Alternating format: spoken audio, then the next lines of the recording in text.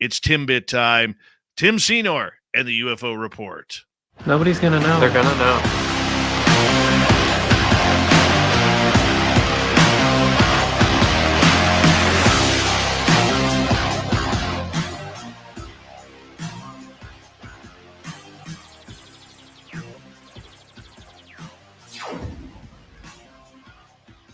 Timmy, what's going on, my man? How you been doing? Been doing really well, Dave. How about yourself? I am doing good. I'm doing good. You know, it's cold up here. It won't stop snowing, but that's okay. I'm enjoying it. You know, I feel bad though, man, because we're a few days into December now, and I still don't have my Christmas lights up. And usually I have them up very early, but I just haven't had time with the grandson being born and everything else that's going on. I haven't had time, and I'm feeling guilty now. Oh yeah, don't feel too bad. You're not alone. I live on a street, and I think maybe a fifth of the houses are already decorated, so you're not alone. Even in the U.S., we're dragging our feet a little bit this year too. Totally feel like I'm dragging my feet. Totally do. It's horrible. We spent the day after Thanksgiving doing that, so we just took care of it. Our tree's totally decorated, the 9 yards. We're ready. Wow. I got little ones though. Like so. Yeah, well, so do I. I just haven't had time yet. And I'm still finishing off my house from all the renovations and everything, and I just, so I don't have my tree up yet. And you had a brand new baby in the family. Come on, that's a great reason. Know. New addition. I know. Come on. He's pretty cool though. Oh yeah. He's pretty the best cool. Gift of the season. You know what? And it's funny because I was saying, like, what else do I need this year? What else do I need? I don't need a furry anything. toque from your buddy Tim and the True. audience, which is winging its way on its way up to you up north, sir. So as soon as you get it, you must don it and show us all. All right. I will do that. Excellent. I will totally do that. Totally do that. The UFO report, there's been a lot of stuff kind of going on recently regarding UFOs and everything. We haven't really had a chance to talk about this very much lately, but you have a report out of Canada that you wanted to mention. I do. Aviation is definitely in the news, both in your country up north there in Canada and down here. And my top two stories are going to be covering aviation. And so there's a curious collection of Canadian KDORS cases. And to people that aren't familiar with KDORS, it is the Daily Canadian Civil Aviation Occurrence Reporting System. Okay. And so this is a place where pilots and anyone in the aviation world can report, and it's uploaded and it's publicly accessible.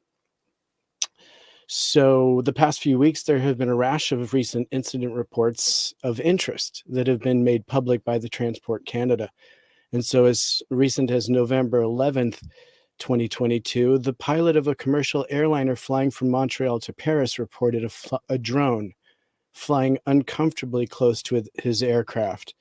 And the flight was at 9,000 feet, and the crew watched as the drone flew within 200 to 300 feet off the left wingtip. And this all took place as the airliner was approximately over the St. Hyacinthe area over Quebec, about 40 kilometers east of Montreal. And so this was one of the noted KDOR reports that I'll be covering. And of course, a drone is not necessarily a UFO, or is it? There have been considerable discussion within ufology and the UFO experts regarding the American government's revelation that many UFOs could be Chinese drones. UFO fans insist that UFO witnesses, such as USN pilots, for example, would know the difference between a drone and anything else. In Canada, there's an interesting distinction between UFOs and drones, at least according to Transport Canada, the Canuck version of the FAA in the USA. And so this is apart from the fact that Canada still uses the term UFO in official documentation of aerospace incident reports, UAP be damned, quote unquote. And so the Canadian Civil Aviation Daily Occurrence Reporting System, or CADORS, and drone encounters are usually classified as such and are considered that they could potentially offer danger to aircraft, and so are reported thusly. Now, understanding, of course, some of these considerations aren't necessarily automatically deemed a drone. They may still be termed so in the reports. So now some aerospace researchers have pointed out that most drones fly at much less than 9,000 feet. So this was either a runaway toy or something more advanced. Was this a Chinese or Russian UAP, quote unquote? And so it's important to note, however, that even if this was a drone and not a UAP, the fact that it was in the flight path of a large commercial airliner shows that there is a need to monitor aerospace for such intrusions. And the collecting of reports and information on UAP and UFO is a serious and necessary exercise. And so I'm just going to breeze down through what they've come up with here, as some of these being lasers, green lasers being shown from the ground up into aviation, along with other obvious, what they're calling drone reports. But down at the very end of this report, I find that there's a very interesting quote. And it suggests here that some individuals have wondered about the lag in the reporting and the publishing of these incidents. But given the likelihood of bureaucratic red tape and slowdown in administrative process, the average time between an incident occurring and its report release is about 10 days, something that isn't really surprising. And so further, none of these cases suggest any kind of extraterrestrial activity as implied and is often explicitly stated by the UFO experts, and seem to support the cautious tone offered by representatives of the American All-Domain Anomaly Resolution Office, AARO, or its predecessor, the Unidentified Aerial Phenomenon Task Force, UAPTF.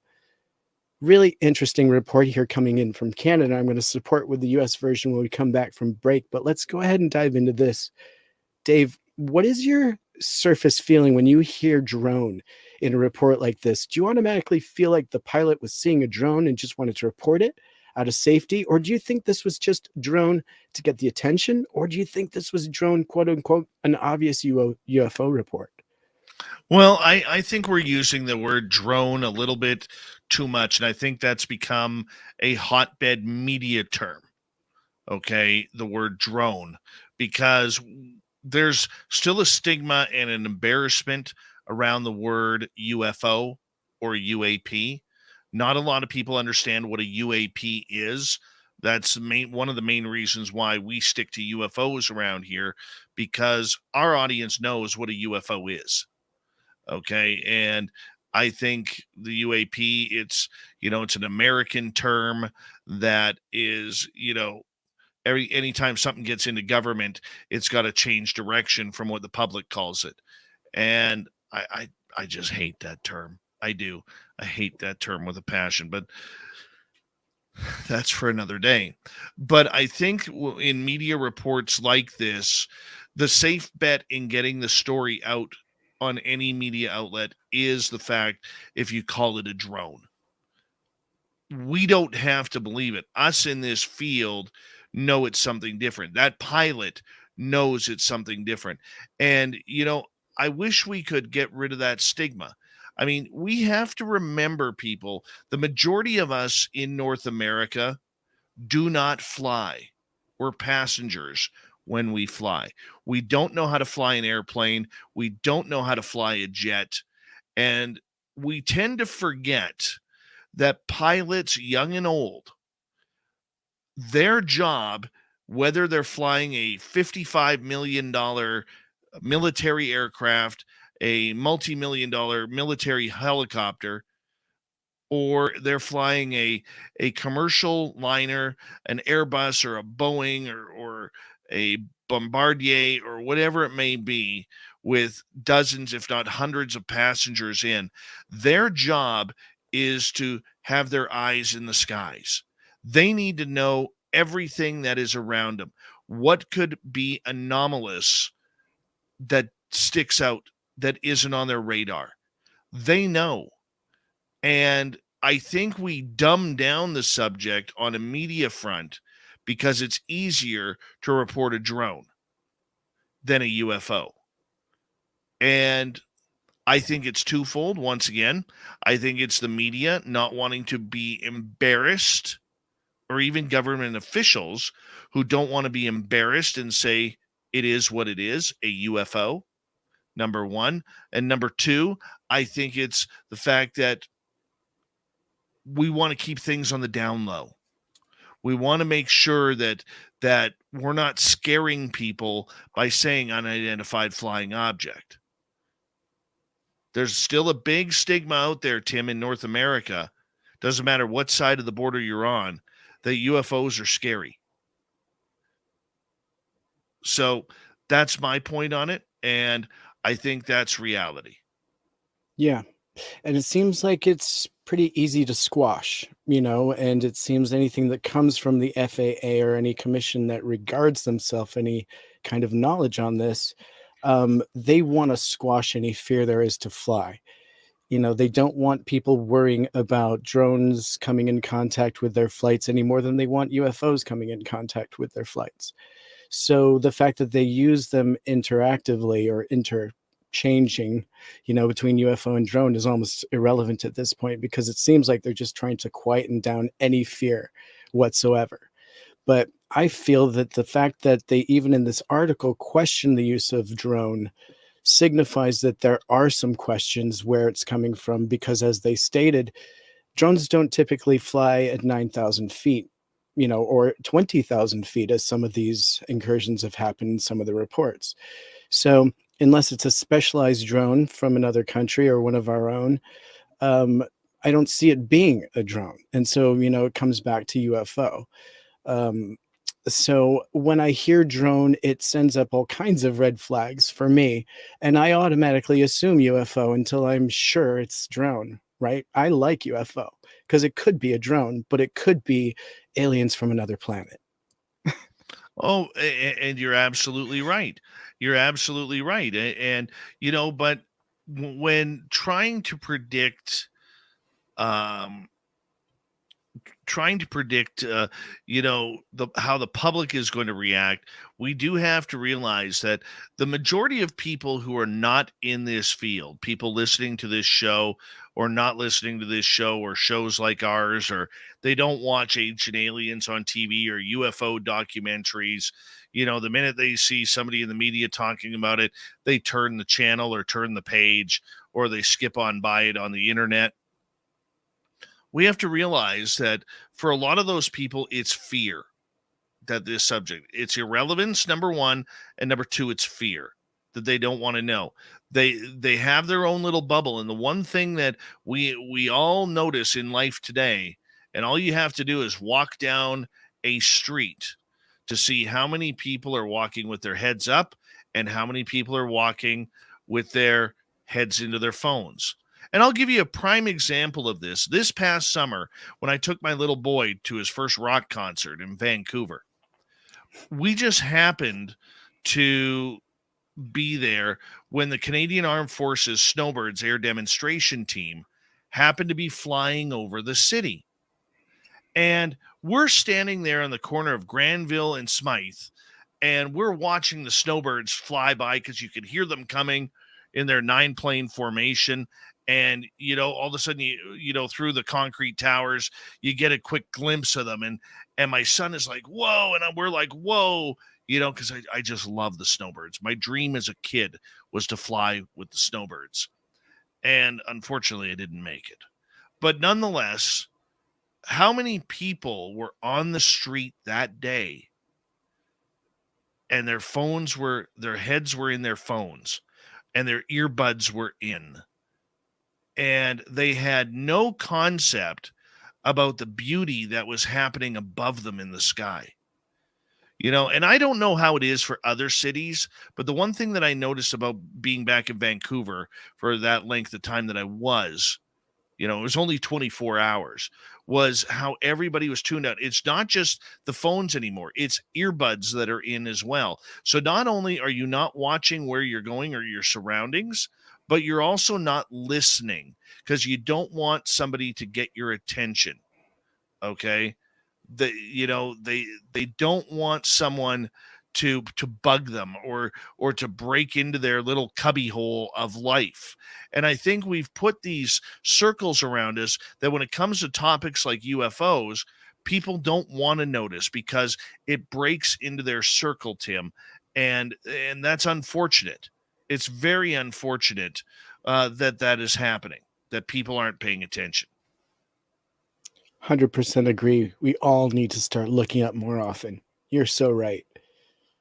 Absolutely. My friend, we're going to hold on right there because we are going to go to break here at the bottom of the hour. Tim Seanor is here with the UFO Report. We're going to continue it on. What's in the sky of the United States? We'll find out next with Tim. And we got a lot more coming. We got Shirky Poo's news as well. Stay tuned. The final half hour of Spaced Out Radio with myself, Dave Scott, and Tim Seanor at the UFO Report happens right after this.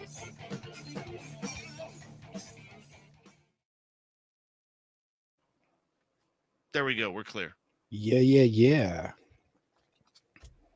Cool stuff. Yeah, man. I think it is cool. Let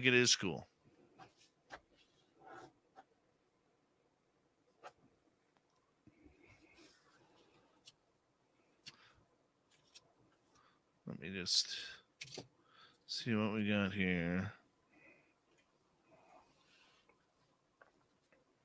Who's in your chat? Lots of cool people in there tonight. I don't actually have my chat up tonight. I was on a really cool, brand new show. Cool with me talking about it? Yeah, you go right ahead, dude. It's your break. I hung out with Rob and Mateo from The Social Dig. I did their first ever episode with them today. And they talk on big picture issues and things that are socially relevant. Not just UFO, but they're circled around UFO pretty well. They're well knowledgeable, and that's what we talked about. So he's putting that show together, and he'll air it as his first or second episode. I think it was his first interview, and it's called The Social Dig, DIGG, with Rob. Very cool. With Rob G. G-double-E, I think, Rob G. Yeah. Really cool. Great talk.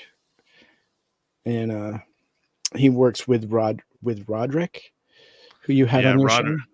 Roderick Martin, great guy. Yes. One of the good, honestly, one of the good guys in this field. Absolutely agree. He's got a great show too. And so I believe that both Rob and Mateo were his sidekicks, and now they've got their own show. And so that's what this is. On. The Social Dig. It's really cool. A lot of fun. Great name, too. Yeah, man. When I hear these cases about drone incursions at 20,000 or 10,000 feet, I immediately think, how do you know it's a drone at 10,000 feet? Even at 200 feet away. Well, I mean, let's be honest. There are drones that can fly at that height. The military has a number of them. I believe certain weather companies have drones that fly at higher heights, but they're going to appear on radar. And they also have certain permissions. Yeah, they have very strict permissions not to get near aviation. That's like the biggest no-no there is. Exactly. So, yeah, it can't be something that's flying under the rules and regulations that the FAA have put out. Let's just put it that way. Because 100%. They're breaking rules left and right. Yep. I agree. And are you able to get a signature off of a drone at all? Do they have scanners where you're able to? Well, I think if they are, IDs? I think you can. I do believe you can. Mm-hmm. Okay, but it is, and don't quote me on that, but I believe if they are flying in friendly skies, they do have to have a signal or a signature that goes along with it. Mm-hmm. Along with the federally regulated beacons and flashing signal lights and things like that. So it Mhm. wouldn't just be a bright light. It wouldn't just be an object. It would typically have some other kind of signification. So Right. interesting. And the thing that is a bit of a bummer is that in this article or this release that I just talked about, it was also included in obvious, mundane cases where it was like a green laser incursion from the ground into the cockpit, where somebody's shining their laser up. And so it gets reported. Right. Yeah. And so that's in the same report as the UFO, which is a little bit of a bummer. But I mean, how else can it be reported? Do you feel like they have to report the mundane with the interesting when it comes to this stuff? I think they'll need to. Just report everything. Yeah, report it all. Doesn't hurt anybody. Mm-hmm. Does not hurt anybody. We got about 45 seconds here. I want to say thank you, Ollie, for that amazing $12 super chat. Very much appreciated. Thank you, Maggie, Steve, Vaughn, Melissa, Sibylla, Thomas, Lara, Lily Pond, and Louie for the super chats. Greatly appreciate the love and support, guys. It helps us out so much on this channel. And don't forget, you can do your shopping for Christmas at spacedoutradio.com. We have a little bit for everybody there, so go check it on out. We'd greatly appreciate it. And we're going to get going here in about 10 seconds for the final half hour. So sit back, relax, because here we go, everyone.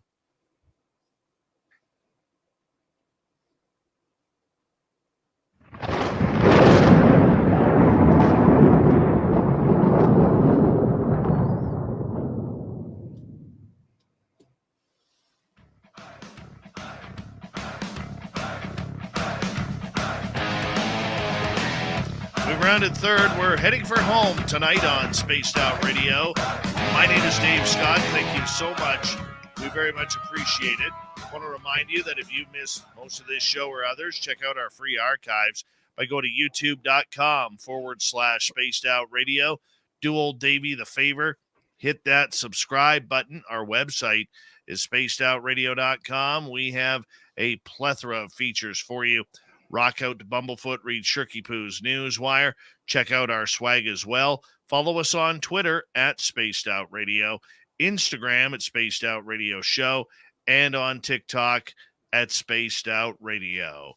We continue on tonight with the UFO Report. Tim Seanor is back as per usual, hanging on out with us, telling us everything that is going on in the UFO world. Now, Tim, thank you so much for being here, my man. Thanks for having me, Dave. It's an absolute pleasure to be here with you. Now, apparently down south, below the 49th parallel, recent pilot UAP sightings point to aviation safety challenges, experts say. What's going on there? Yep. And so Micah Hanks and Chrissy Newton from The Debrief are working closely with Ben Hansen, working on recent cases, including the racetrack UAP cases, to try and bring some knowledge to pilots. And so in this new article, several incidents in a recent spate of pilot sightings of UAP may have down-to-earth explanations, according to experts who have analyzed witnessed accounts and videos of the objects. And so we're looking into potentially some explanations that have been worked out through some of the hard work of people like at Metabunk, particularly Flarkey, who came in with some of the Starlink satellite position movement explanations for some of the sightings due in these recent cases being deemed the racetrack UAPs. And now, what's very interesting is that part of the important knowledge that came from this is educating our pilots on the fact that Starlink exists and how to operate accordingly, knowing what is stars and what is Starlink. And so conceding that there are some eyewitnesses account that don't fit the Starlink explanation, Mick West went forward to add some information here that pilots have already made the understandable mistake of thinking something moving in a straight line was moving in a circle. So maybe there were other understandable mistakes. And he continues here to say that pilots are human. And while they're great flying at planes, they are not always as good at identifying things that they've never seen before. But really, who is? And so I find that fair and frustrating all in the same breath, because he really hasn't conceded to the fact that a lot of these cases were not the Starlink. And given the fact that he highlights the explainable cases and doesn't mention the ones that were unexplainable, I find it a little frustrating. However, the recent developments included in this great article from the Debrief reached out to several of these analysts along with aviation professionals who provided their perspectives about what the current spate of pilot UAP sightings convey, both in relation to genuine pilot sightings of aerial phenomenon that defy simple explanation, as well as observations of known objects that can be misinterpreted under the right conditions. And so what we're really calling for, and Ben Hansen is agreeing here, he told the Debrief in a phone call that his recent independent analysis of the videos with collaborator Brittany Barberi also points to Starlink satellites as the source of many of the recent sightings. However, like West, Hansen and Barbieri also note that a handful of the sightings still appear to describe something that could be more difficult to resolve. So I'm enjoying the fact that we're leaving this open to more information. And within these same cases that we're getting of objects that are circulating and going in revolving motion, we also have objects that streak down like a meteor and stop and take turns, anywhere from 20 degrees to a full course reversal, sometimes within the same event. And so can't put all these into one basket, but I think what is coming out of this is that maybe it takes a little bit of education for our pilots on what Starlink's going to look like and where it is, and maybe give them a Starlink tracker so they can just wipe this out of the possibilities when they're taking down some of this true UFO evidence. I don't think pilots are worried about Starlink. I really don't. I really don't see how they are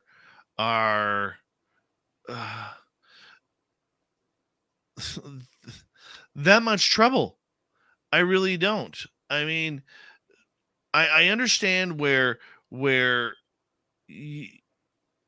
astronomers and everybody like that get a little screwed up by them. I understand that there are people who never seen them who are going to claim, what's this UFO line? You know, I see it in my own town all the time. You know, I saw all these UFOs flying in a straight line. You know, I mean, I see that. And Tim, I get it.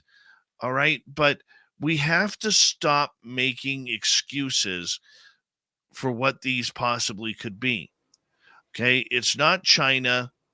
It's not Starlink. It's not drones at 35,000 feet that aren't supposed to be there. Okay. Like, at what point do you think, Tim, and I'll throw this right back to you, at what point do you think that the excuses need to stop? I mean, we were so close. A year ago, we were so close. We finally got Elizondo and Mellon to stop saying China, Russia, China, Russia, China, Russia for an adversary. We finally got them to stop saying that. And it's like we've circled around right back to it, man. And now we're making excuses for everything. I mean, what's your take on this? Yeah, I found the Navy's pullback very significant. That was a big marker in time, I think, because we started to see everybody kind of quiet down right after that. You know, when is this discussion going to change? You're absolutely right. Why are we still talking about Starlink and not the other? You know, I find that it's still the same reporting that I'm getting, where we aren't discussing the other. You know, we lost our moment, really. It feels like, you know, all I'm hearing are reports on what it isn't, you know, or what it, you know, we know it's not.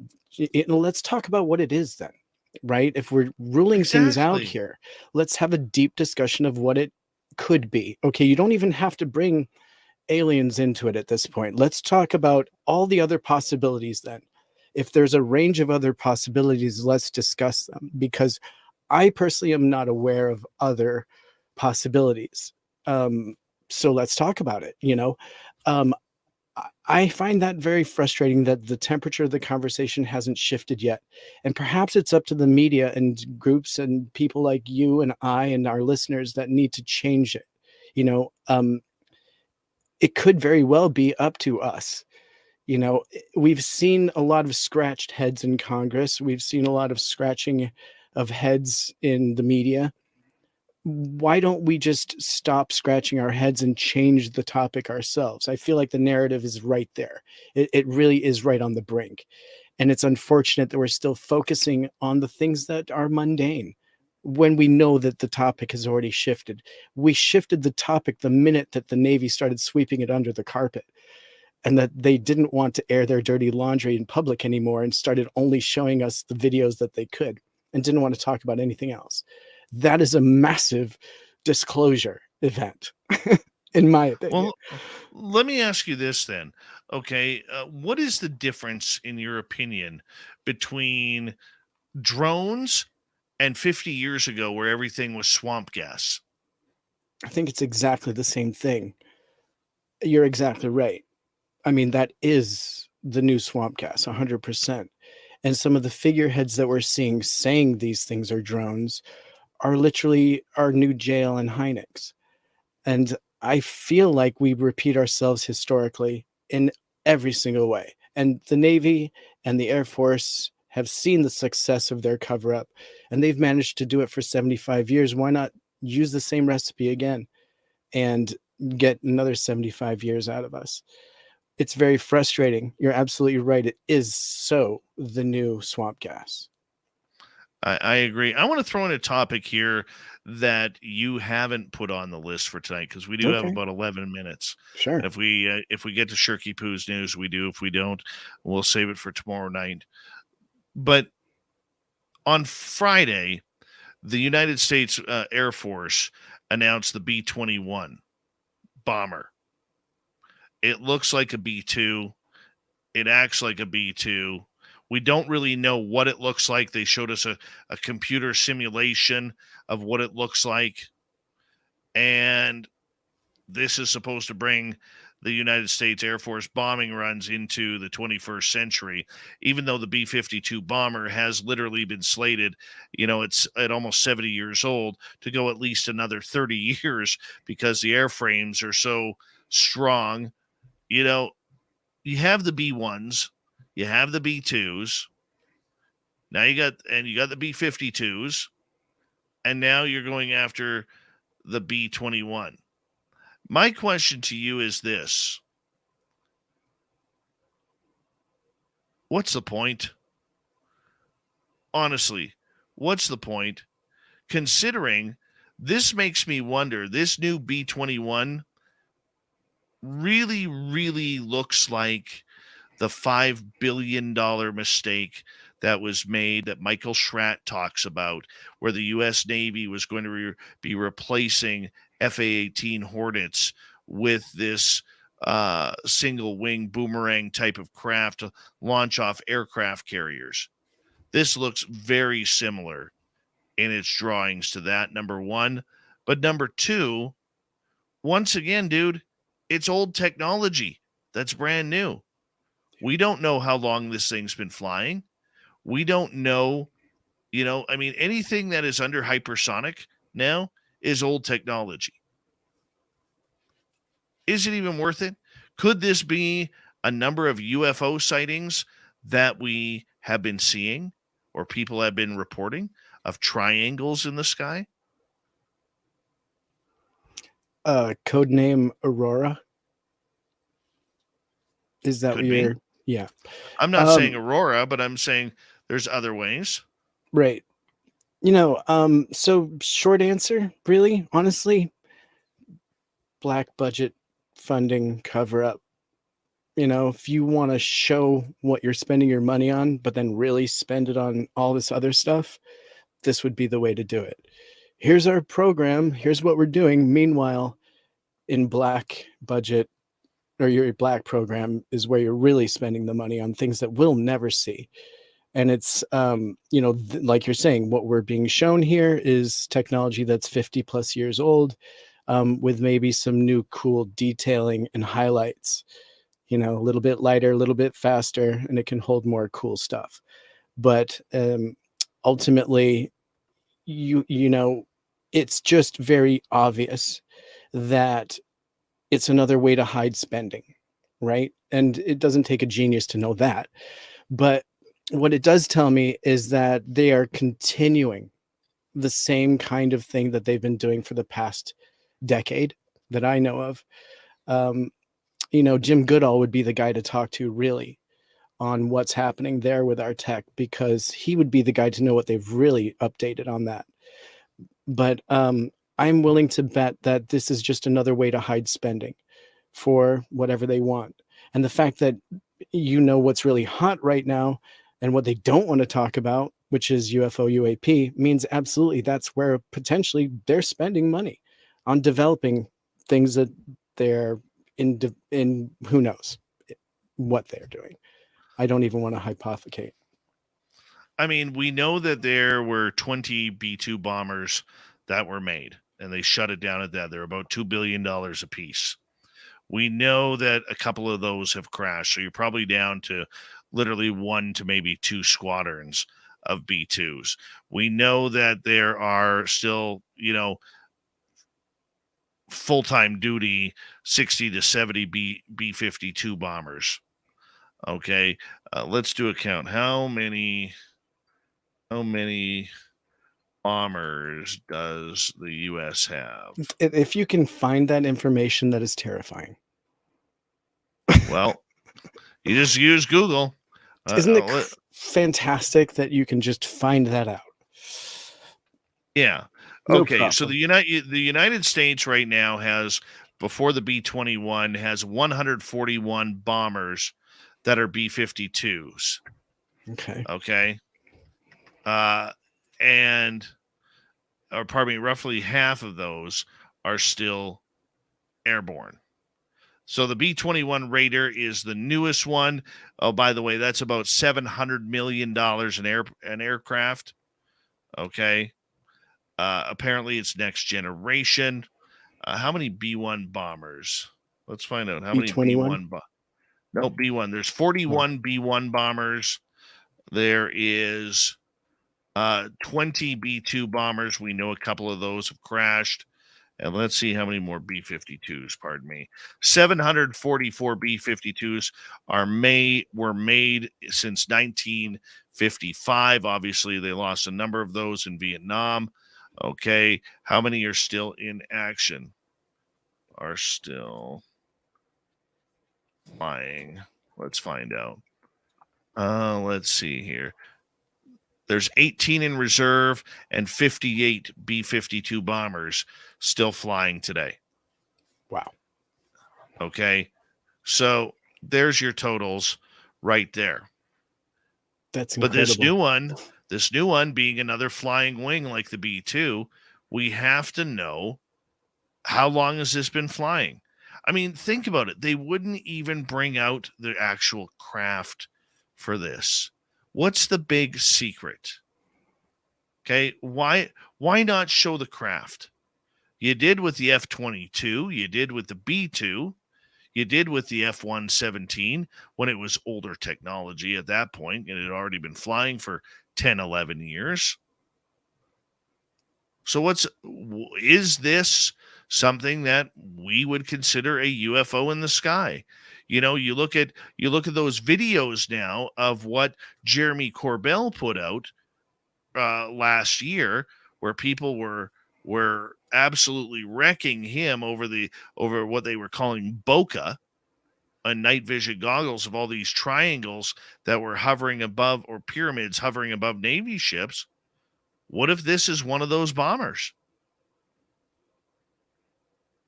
It makes sense now, right? Because remember what our friend at Area 51 said.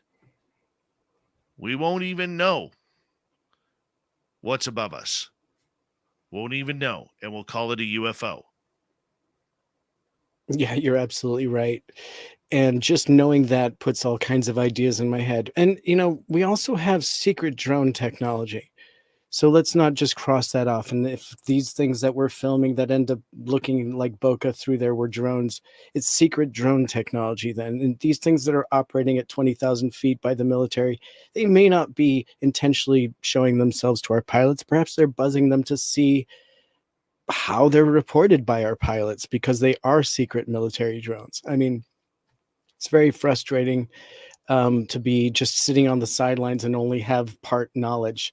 That's very frustrating. But definitely when it comes to airships like this, I'm never surprised when they roll things out like this, which may or may not even exist, right? And demoed properly, because we've seen things recalled, as you've even brought up a few bombers that were kind of a little bit of a disaster, if you would say.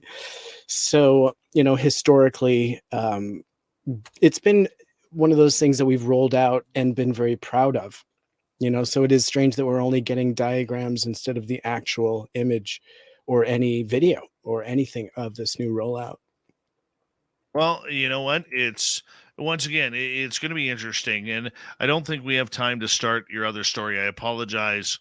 Nah, Um, I apologize for kind of cutting in here with that, but I did want to get to that B-21 story because once again, don't understand the hesitancy, especially from the American public, that we're gonna hold a press conference for a brand new multi-$100 million aircraft, and we're not going to show it in public.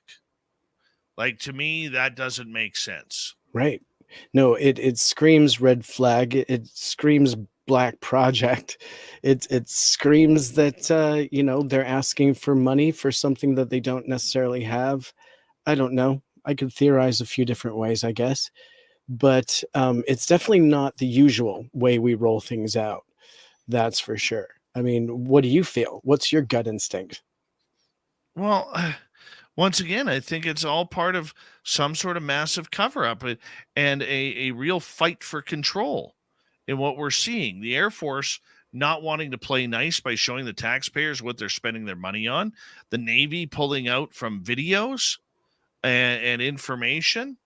Do you think it's I a sign think, of the times? Like, because times are so hot, we're playing our cards close to the chest? but why? If your technology is so much more advanced than Russia and China, why not show it off? Why not play your cards? Because it's going to be decades before they get to that level. Tim, we got to say goodnight tonight, and we have to be able to say thank you to you for another great night of the UFO Report. We'll speak to you in a couple of nights' time, Thank you. and very much appreciate you keeping us up to date on everything that is going on in the UFO world with the report. Want My to say a pleasure. big thank you to Swamp Dweller as well for another great story tonight. We'll hear from Swamp Dweller tomorrow night as well, along with our good friend Lynn Monet, who came in with just incredible stories about what happens on the other side and when we get there. We got Mr. Ron Bumblefoot THAL rocking in the background with Little Brother is Watching. Bumblefoot is the official music of Spaced Out Radio, rocking us in and out of every single show. Get your horns up for the guitar god himself. Special thanks to everybody listening in at work, at home, in your cars, wherever you may be. Thank you to everyone in our chat rooms tonight. Spreaker, YouTube, LGAP, Twitch, Facebook, the Space Travelers Club, and on Twitter at hashtag Spaced Out Radio.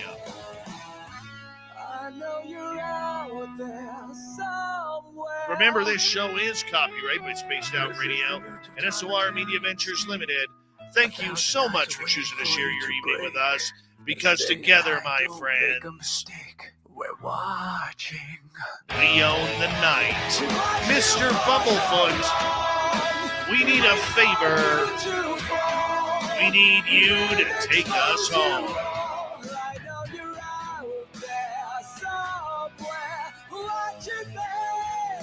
Yes, the Woo Train has docked for the night. But soon, my friends, we shall ride again. Your seats are always available. Your tickets never expire. And if you want to bring a friend, we've got room for them too. Good night.